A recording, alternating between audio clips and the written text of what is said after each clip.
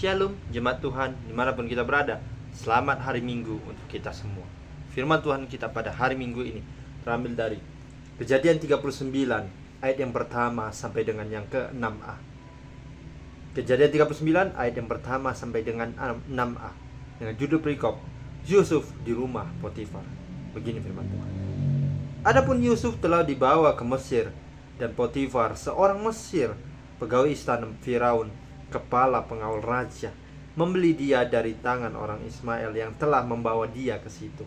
Tetapi Tuhan menyertai Yusuf sehingga ia menjadi seorang yang selalu berhasil dalam pekerjaannya. Maka tinggallah ia di rumah tuannya, orang Mesir itu. Setelah dilihat oleh tuannya bahwa Yusuf disertai Tuhan dan bahwa Tuhan membuat berhasil segala sesuatu yang dikerjakannya, maka Yusuf mendapat kasih tuannya dan ia boleh melayani dia. Kepada Yusuf diberikannya kuasa atas rumahnya, dan segala miliknya diserahkannya pada kekuasaan Yusuf. Sejak ia memberikan kuasa dalam rumahnya dan atas segala miliknya kepada Yusuf, Tuhan memberkati rumah orang Mesir itu karena Yusuf, sehingga berkat Tuhan ada atas segala miliknya, baik yang di rumah maupun yang di ladang. Segala miliknya diserahkannya pada kekuasaan Yusuf.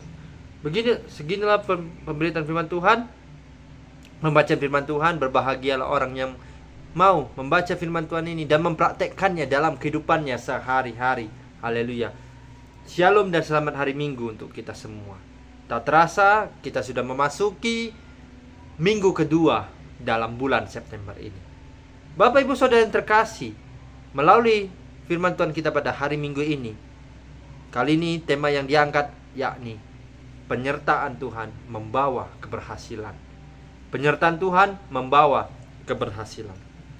Bapak Ibu Saudara yang terkasih, kitab Kejadian yang ditulis oleh Musa. Pada kali ini kita akan berbicara tentang seorang tokoh yang terkenal juga dalam Alkitab, khususnya di dalam Perjanjian Lama, yakni bernama Yusuf. Bapak Ibu Saudara sendiri pasti tidak asing mendengar yang namanya seorang bernama Yusuf ini sendiri. Kita tahu bahwasannya memiliki latar belakang yang sungguh-sungguh tidak berbuah yang namanya kebaikan pada dirinya. Dia dihantui, dia dihampiri oleh segala banyak macam percobaan, segala macam banyak tantangan dalam hidupnya hingga sampai saat ini. Tetapi dengan kita tahu bahwasannya di balik masalah yang dia hadapi, tantangan yang dia hadapi, dia pada akhirnya membawa keberhasilan oleh karena Tuhan menyertai apa yang dilakukan oleh Yusuf, karena Yusuf memberikan tentang hal yang baik melalui pengajaran Tuhan kepadanya. Yakni dia adalah sekarang menjadi seorang pembaca mimpi, penafsir mimpi dari seorang raja Firaun, dan menjadi orang kedua yang mampu berkuasa di sebagian kerajaan yang dipimpin oleh Firaun itu sendiri. Bapak Ibu Saudara yang terkasih, mungkin kita juga pernah merasakan apa yang dialami oleh Yusuf ketika kita mungkin dijadikan sebagai bahan cemooh, bahan yang dikatakan sebagai bahan pengejekan oleh karena kebaikan kita kepada banyak orang, oleh karena kita dicintai oleh banyak orang, oleh karena kita disukai oleh banyak orang.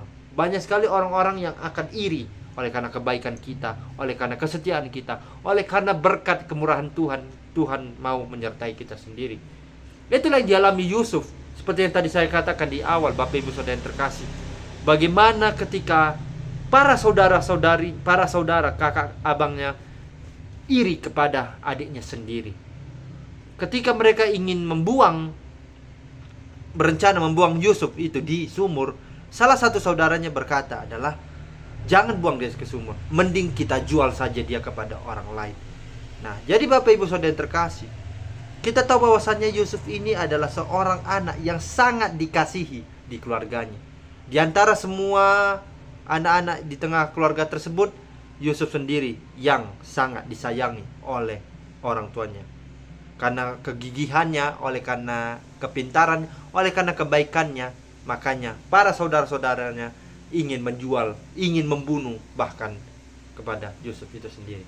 Tetapi kali ini kita bisa melihat Bapak Ibu Saudara yang terkasih, dalam suatu kejadian peristiwa di mana Yusuf diperhadapkan dengan suatu kepercayaan yang diberikan, yakni ketika dia sampai di Mesir, dia berbuat kebaikan kepada banyak orang terhadap Firaun itu sendiri, dia bisa tinggal di salah satu rumah, yakni di rumah Potifar itu sendiri. Nah, jadi Bapak Ibu Saudara yang terkasih, Yusuf ini adalah menggambarkan bagaimana dia menjadi seorang yang benar-benar berhati mulia, berhati suci, dan berhati memiliki bahwasannya kebaikan Tuhan itu selalu ada padanya. Oleh karena dia berserah penuh oleh karena penyertaan Tuhan membawa keberhasilan pada dirinya. Kita tahu bersama Bapak Ibu Saudara yang terkasih, pada nantinya kita lihat bisa di ayat selanjutnya, Yusuf sendiri ini yang tadi saya katakan di awal itu menghadapi segala permasalahan masalah. Ketika dia berada di rumah Potifar ini sendiri, dia bahkan dituduh karena dia melakukan pemerkosaan, ataupun dikatakan dalam tanda kutip ya, pemerkosaan terhadap Potifar itu sendiri. Padahal Potifar itu sendiri yang mengajak untuk supaya Yusuf itu sendiri tidur dengan dirinya. Tetapi Potifar sendiri menuduh Yusuf sendiri sebagai biang keroknya. Jadi Bapak Ibu Saudara yang terkasih, penyertaan Tuhan itu sungguh luar biasa kepada Yusuf itu sendiri. Ketika dia berada di rumah Potifar, tuannya sendiri melihat bahwasannya, wah, ini Yusuf sangat-sangat luar biasa. Adalah orang yang sangat-sangat luar biasa. Dia memberikan kabar baik, dia memberikan kebaikan kepada banyak orang. Oleh sebab itu, tuannya sendiri tidak segan-segan memberikan kuasa kepada Yusuf untuk berkuasa di dalam rumahnya. Padahal kan kita tahu bahwasannya Bapak Ibu Saudara yang terkasih, Yusuf ini adalah seorang yang asing. Dia bukan berasal dari Mesir. Tetapi ketika tuannya melihat bahwasannya penyertaan Tuhan selalu membawa keberhasilan kepada Yusuf itu sendiri, tuannya itu sendiri langsung menjadikan bahwasannya, Yusuf, engkau bisa berkuasa di dalam rumahku ini. Engkau bisa melayani aku. Engkau bisa berkuasa. Engkau bisa menjadi seorang yang mampu melayani siapapun, ataupun menjadi orang-orang yang benar-benar meneladani dengan tugas dan tanggung jawabmu sebagai seorang yang benar-benar baik di hadapan Tuhanmu, di hadapan banyak orang, dan termasuk di hadapan Tuhanmu sendiri. Jadi Bapak Ibu Saudara yang terkasih, bagaimana dengan kita sendiri? Apakah penyertaan Tuhan selalu membawa kita keberhasilan, atau malah penyertaan Tuhan membawa kita pada kecelakaan? Tetapi saya percaya, di balik itu semua, kalau kita percaya kepada Tuhan, kita berserah kepada Tuhan, penyertaan Tuhan selalu membawa keberhasilan dalam diri kita sendiri. Tidak ada yang mustahil bagi Tuhan. Penyertaan Tuhan itu tidak ada yang pernah gagal. Keajaiban kuasa yang Tuhan berikan kepada kita itu sungguh-sungguh luar biasa dalam diri kita. Karena kita percaya melalui kasih dan karyanya yang begitu luar biasa, kita sampai ada hidup sampai saat ini oleh karena kebaikan dan berkat kasih karunia yang diberikan Tuhan kepada kita sendiri. Makanya kalau kita sadari bahwa orang baik ini justru, kalau seperti yang saya katakan di awal, seperti Yusuf itu sendiri, tentu orang baik ini banyak sekali tantangan dan percobaan yang pasti akan dihadapinya. Banyak sekali tantangan yang harus dihadapinya. Banyak sekali masalah yang dihadapinya dibandingkan orang jahat. Oleh karena banyak orang yang itu tadi iri, dengki, dan tidak suka terhadap orang baik. Makanya kan kalau kita lihat di dunia ini sekarang, Bapak Ibu Saudara yang terkasih, jarang ada orang yang mampu mengendalikan dirinya, mampu memberikan integritas bahwasanya aku adalah jati diri yang bisa memberikan engkau yang baik.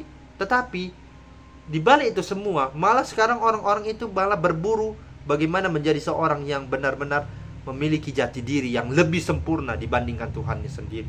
Dia tidak percaya akan penyertaan Tuhan. Dia tidak percaya akan suatu hal yang mungkin membuat dia menjadi seorang yang spektakuler. Itu tidak bisa terjadi. Makanya Bapak Ibu Saudara yang terkasih, melalui kisah Yusuf ini sendiri, kita percaya kuasa Tuhan itu sungguh-sungguh luar biasa terhadap Yusuf ini sendiri. Dengan kita sendiri juga, kalau kita percaya melalui penyertaan Tuhan, kita akan selalu dibawa ke dalam keberhasilan yang akan kita hadapi, yang dimana ketika kita melawan ataupun menghadapi tantangan, kalau kita percaya kepada penyertaan Tuhan itu akan membawa kita pada keberhasilan melawan segala yang ada di dunia ini, termasuk yang jahat dan yang selalu berbau tentang hal duniawi. Kita lawan oleh karena kebaikan Tuhan. Kita hidup di dalam dunia rohani, bukan duniawi.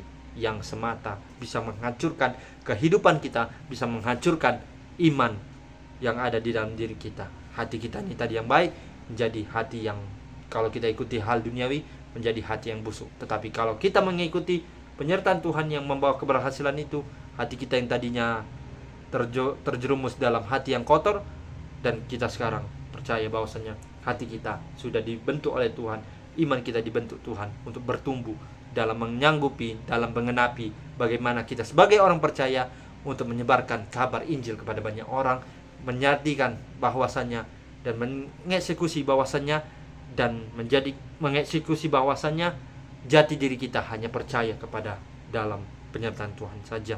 Demikian pemberitaan firman Tuhan pada hari ini.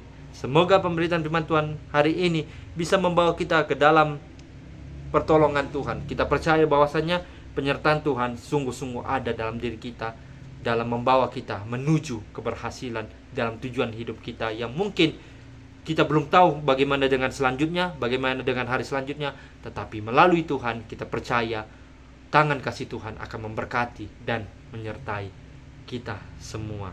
Demikian firman Tuhan. Semoga firman Tuhan ini bisa berguna dan bermanfaat bagi kehidupan kita sehari-hari. Amin. Tuhan Yesus memberkati.